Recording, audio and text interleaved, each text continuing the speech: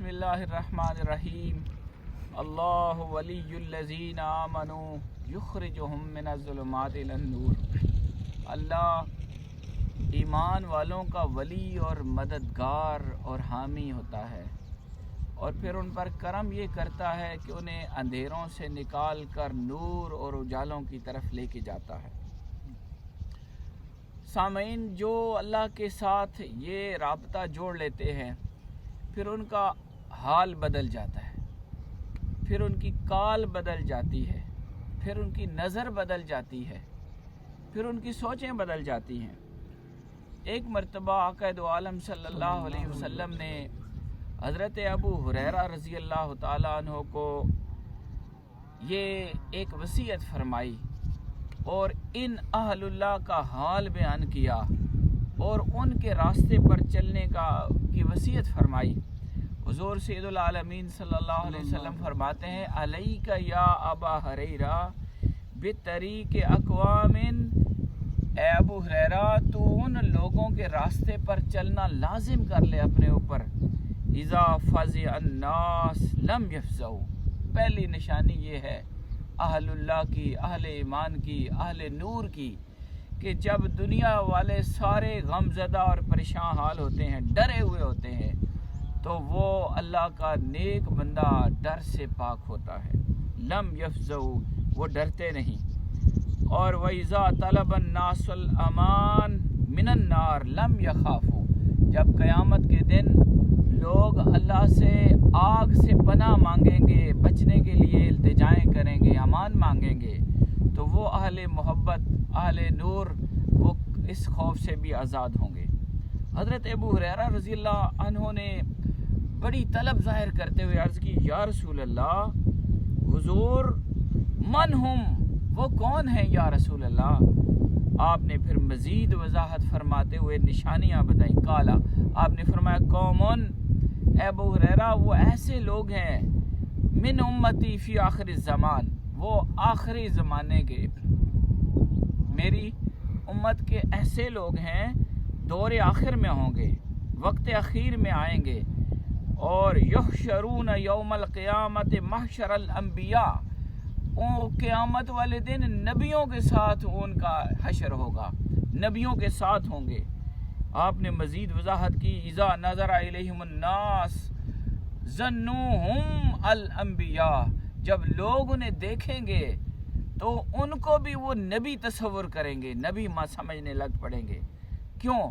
आपने मज़ीद खोला, फरमाया मिम्मा यरौना मिन हालिहिम, क्योंकि जो हाल उनसे ज़ाहिर होगा, जो नूर उनके साथ चल रहा होगा, जो उनके चेहरे मुनव्वर होंगे, तो उनको जो मर्तबा और मकाम मिला होगा, साथ साथ नबी चल रहे होंगे, साथ साथ मेरी उम्मत के आखिरी ज़माने के ये ख़ास अहले ईमान, तो लोग उनको भी नबी मानने लग पड़ेंगे, समझने लग पड़ेंगे। हत्ता आरिफ़हुम, लेकिन मैं उनको जानता हूँगा, मुझे पता होगा। अना फ़अक़ूलु उम्मती उम्मती, लोगों ये मेरा फ़लाँ उम्मती है, लोगों ये नबी नहीं, ये मेरा फ़लाँ उम्मती है। इसकी अगर आप अहले मोहब्बत हैं, आप समझ रहे होंगे कि हुजूर किसका नाम लेंगे। वो कौन लोग होंगे कि जिनके बारे में आका फरमाएंगे, लोगों ये नबी नहीं, ये मेरा फ़लाँ, मेरा फ़कीर, मेरा उम्मती, मेरा महबूब, मेरे नाम पर अपनी जान कुर्बान करने वाला, मेरे लिए अपने सारी चीज़ें छोड़ने वाला और अल्लाह की रज़ा पाने के लिए दुनिया से किनारा कश होने वाला। हुज़ूर अलैहिस्सलाम ने फरमाया, और उनका हाल क्या होगा, फ़यमुर्रून मिस्लल बर्क अविर्रिह, वो पुल सरात से ऐसे गुजरेंगे जैसे कि बिजली गुजरती है या हवा गुजरती है। तग़श्शा अब्सार अहलिल जम मिन अनवारिहिम, जो जितने भी अहले जम, यानी जो माशर में जितनी मखलूक जमा होगी, सारों की आँखें इनके नूर से चुंदिया जाएंगी, इनके ऊपर इस कदर अनवार होंगे। हाज़रीन, ये जो मैं हदीस सुना रहा हूँ, मेरे जहन में वो आयात भी चल रही हैं जिसमें आका अलैहिस्सलाम, अल्लाह रब्बुल इज़्ज़त ने ऐसे अहले नूर के बारे में फरमाया कि उनका नूर उनके आगे आगे चल रहा होगा। मैं आयात से हटकर सिर्फ ये हदीस सुनाना चाहता हूँ ताकि आपको पता चले कि अल्लाह रब्बुल इज़्ज़त का ये निज़ाम, ये जो सिलसिले हैं, وہ ایسے نہیں چلتے. خدا مالک کائنات ہے، اس نے اپنے فرشتوں اور اپنے خاص رجال الغیب کو اور اپنے خاص بندوں کو یہ چیزیں عطا کی ہوئی ہیں، اور یہ سلسلے قیامت تک یوں ہی چلتے رہیں گے. حضور علیہ السلام نے فرمایا کہ ان کے انوار سے اہل جم کی آنکھیں چدیا جائیں گی. اور فرمایا، اور پھر اس عالم میں جب حضور علیہ السلام ان کی یہ صفات بیان کر رہے تھے تو حضرت ابو ہریرہ کے دل میں طلب اس قدر شدید بڑھی، کہنے لگے فقلت یا رسول اللہ مرنی بمثل عملہم، حضور مجھے ان جیسے اعمال کرنے کا حکم دیجیے. مرنی بمثل عملہم لعلی الحق بہم، تاکہ میں بھی ان کے ساتھ مل جاؤں. آپ غور کیجئے، ایک صحابی رسول ہے، دور رسالت مآب میں ہے، حضور کے جلوے آپ کے سامنے ہیں اور آپ کا قرب بھی ملا ہوا ہے، لیکن حضور ہی انہیں بتا رہے ہیں کہ آخری دور میں کچھ ایسے بھی ہوں گے کہ جن کا حال یہ ہو جائے گا.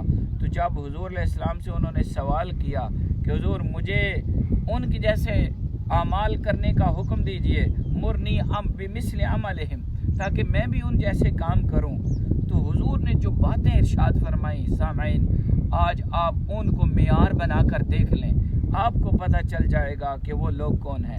حضور نے فرمایا یا ابا ہریرہ، وہ ایسے لوگ ہیں راکب القوم طریقا صعبا، وہ ایسے لوگ ہیں جو بڑی مشکل راستے پر چلنے والے ہیں.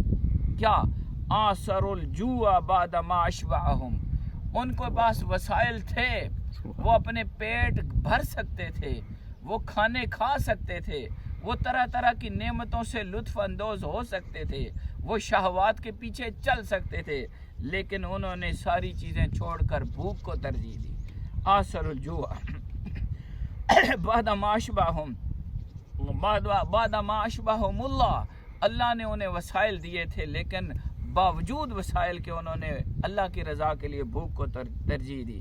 ترکو ذالکا، پھر فرمایا والعطش بعد ما ارواحم اللہ نے انہیں وسائل پانی دیے تھے، وہ پی سکتے تھے، طرح طرح کے مشروب پیتے، طرح طرح کے پانی پیتے، وہ اپنے نفس کو سیراب کرتے، وہ اپنے آپ کو مستی میں لاتے، لیکن انہوں نے یہ بھی چھوڑ دیا. ترکو ذالکا رجاء ما عند اللہ، انہوں نے یہ ساری چیزیں چھوڑ دیں، ان کے پاس جو تھا وہ سب وہ کر سکتے تھے لیکن چھوڑ دیا. اور پھر فرمایا ترکو ذالک رجاء ما عند اللہ حتیٰ کہ ترک الحلال مخافت حسابہ، انہوں نے حلال چیزوں کو بھی چھوڑا اس لیے کہ اللہ کی بارگاہ میں کل اس کا حساب دینا ہوگا.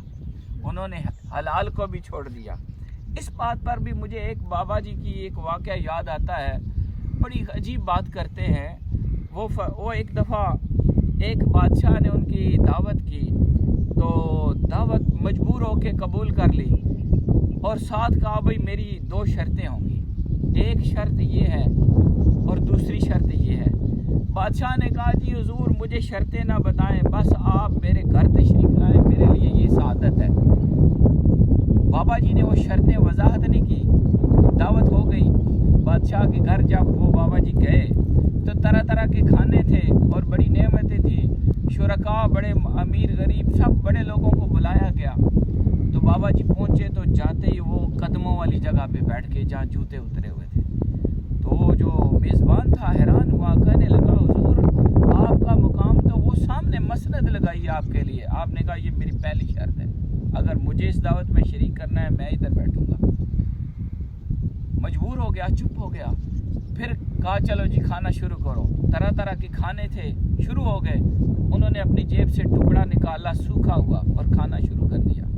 وہ میزبان اس نے کہا تڑپ گیا حضور یہ آپ کے لیے ہے. انہوں نے کہا بھائی بات یہ ہے میں ان چیزوں کا حساب نہیں دے سکتا، تم لوگ کھاؤ، تمہاری ہمت ہے، تم یہ بات کر سکتے ہو، حساب دے سکتے ہو، دو، میری مجال نہیں کہ میں کل اللہ کی بارگاہ میں یہ حساب دے سکوں. حضور نے یہ نشانی بتائی. آپ نے فرمایا ترکو ذالکا رجاء ما عند اللہ ترک الحلال مخافت حسابی، اللہ کی بارگاہ میں حساب دینے کے خوف سے انہوں نے حلال کو بھی چھوڑ دیا. صاحب الدنیا بے ابدانہم، وہ اپنے جسموں کے ساتھ تو دنیا میں ہی رہے، وَلَمْ يَشْتَغِلُوا بِشَيْءٍ مِّنْهَا، لیکن ان کا دل اس دنیا سے علیحدہ رہا۔ اور پھر عجبت الملائکۃ والانبیاء، نبی بھی اور فرشتے بھی ان کے من طاعتہم لربہم، ان کے اپنے رب کی اس طرح کی اطاعت پر تعجب کر رہے ہیں۔ فرشتے دیکھتے ہیں حیران ہیں، انبیاء سنتے ہیں حیران ہیں، یہ کیسے لوگ ہیں۔ پھر کیا ہوا؟ آپ نے ان کے لیے اعلان خوشخبری فرمایا طوبیٰ لہم، خوشخبری ہے ان کے لیے، خوش نصیبی ہے ان کے لیے۔ پھر آپ نے اپنی محبت کا اظہار کرتے فرمایا وَدِدتُّ أَنَّ اللَّهَ جَمَعَ بَيْنِي وَبَيْنَهُمْ، میری یہ خواہش ہے، میری محبت ہے، میری چاہت ہے کہ اللہ ان کو میرے ساتھ جمع کر دے۔ ثم بکا رسول اللہ شوقاً الیہم، پھر حضور علیہ السلام نے ان کی محبت میں آنسو گرائے، آپ رو پڑے۔ ثم قال علیہ السلام، پھر آپ نے فرمایا اذا اراد اللہ بأہل الارض عذابا، جب اللہ اہل ارض پر، زمینوں والوں پر عذاب دینے کا ارادہ کرتا ہے، فنظر الیہم، تو جب ان کو دیکھتا ہے، صرف العذاب عنہم، تو ساری دنیا سے عذاب کو ہٹا دیتا ہے۔ فعلیک یا ابا ہریرہ بطریقتہم، اے ابو ہریرہ تو ان کے راستے پر چلنا شروع کر دے۔ اللہ ہمیں عمل کی توفیق